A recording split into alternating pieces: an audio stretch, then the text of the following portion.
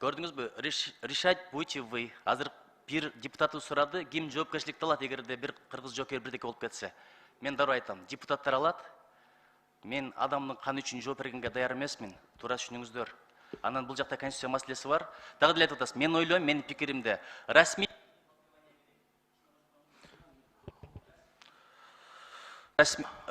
түрдө толкование керек. Балким бул маселени биз конституциялык сотко дагы беришибиз керек. Бизге түшүндүрүп берсин ушул статьяны. Сиздин пикириңиз бул субъективдүү пикир. Чоң рахмат. Улатау. Рахмат. Вот азыр юстиция министры айтып койду. Я юрист-международник. В Организации договора коллективной безопасности все решения принимаются на основе консенсуса. Если хотя бы одно государство будет против, решение не проходит. Все договора, которые в соответствии с Конституцией необходимо проводить ратификацию, проходят соответствующую ратификацию через парламент. В нашей стране через Джоркинеш. В другой стране может это быть парламент, либо еще кто-то. У нас это прошло через Джоркинеш, Кыргызской республики. Поэтому при принятии решения по отправке вооруженных сил, решение принимает Джоркинеш в данной ситуации. Правильно? Теперь отсылка на статью 5. Еще раз повторяю. Здесь четко написано. В случае возникновения...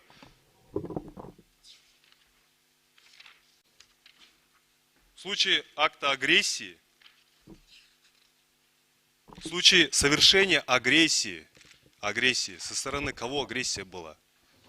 Вам вопрос задавали, вы не ответили. На любой из государств-участников осуществляется право коллективной обороны. Обороны от кого? От собственного народа? Извините, я здесь хотел бы ответить. Урматтуу депутаттар, биз жанагы бул жерде бул баягы пиар кыла турган ар ким өзүнүн шайлоочулардын алдында, же башкалардын алдында мындай бир өзүн пиар кыла турган убакыт болбой атат да азыр. Мен ачык эле айтып коеюн. Мына азыр мага маалымат келди. Ак жол менен уже ак тилекти жабышты. Грузы тоже.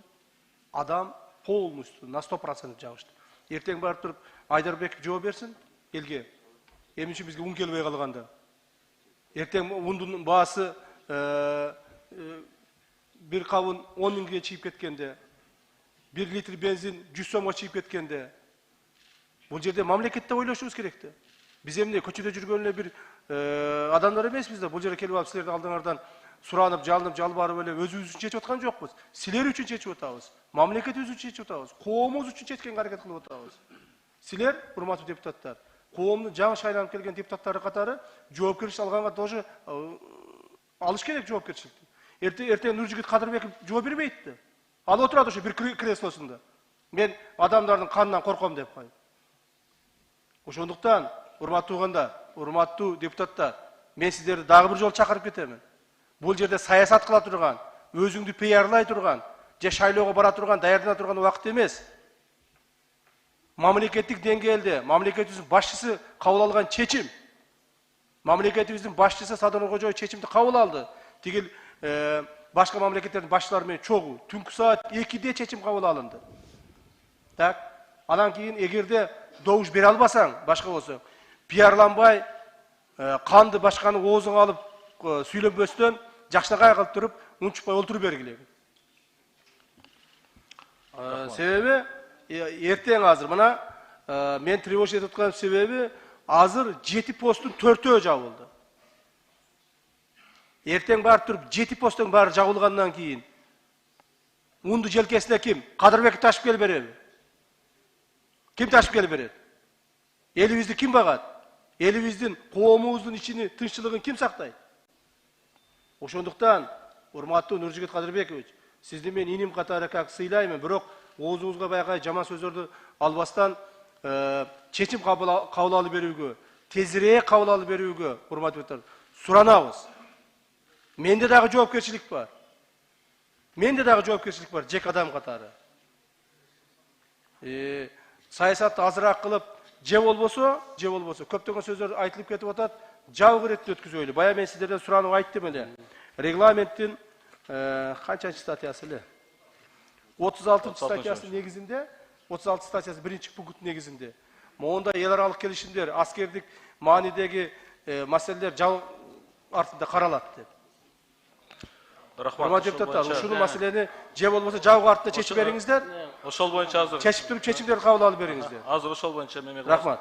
Акылбек Сөмбекович. Улан Бердибаевич, мен дагы ошону суранып кетет элем. Азыр кичине эмоциялар дагы чыгып атат, анан фактылар дагы чыгып атат. Бизде да айта турган сөздөрүбүз бар.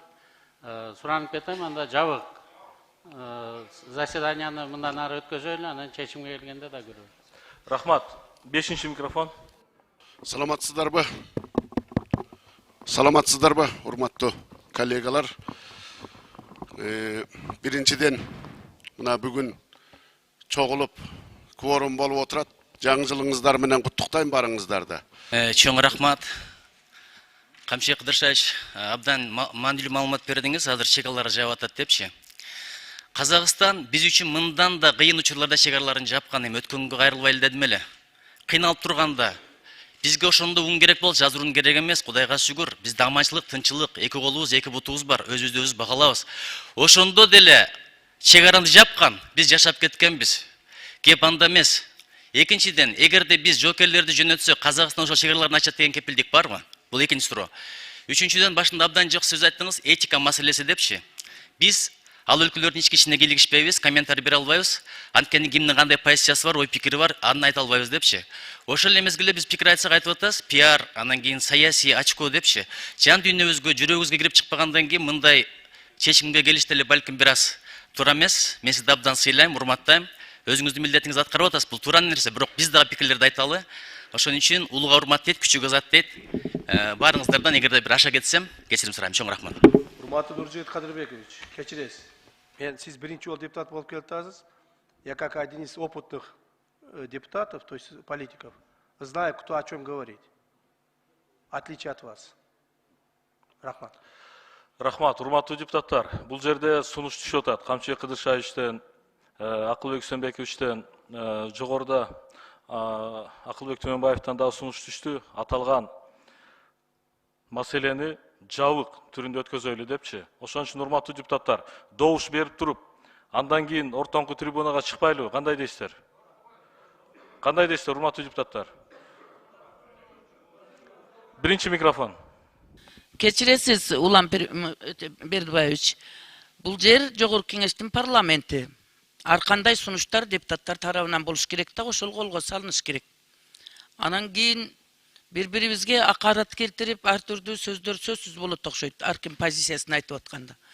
Анан бүгүнкү күндө чогулушка сөзсүз түрдө бүгүнкү заседанияга лидер фракциялардын бардыгы келип, ушундай бир негиздүү маселеде өзүнүн позициясын билгизиш керек болчу.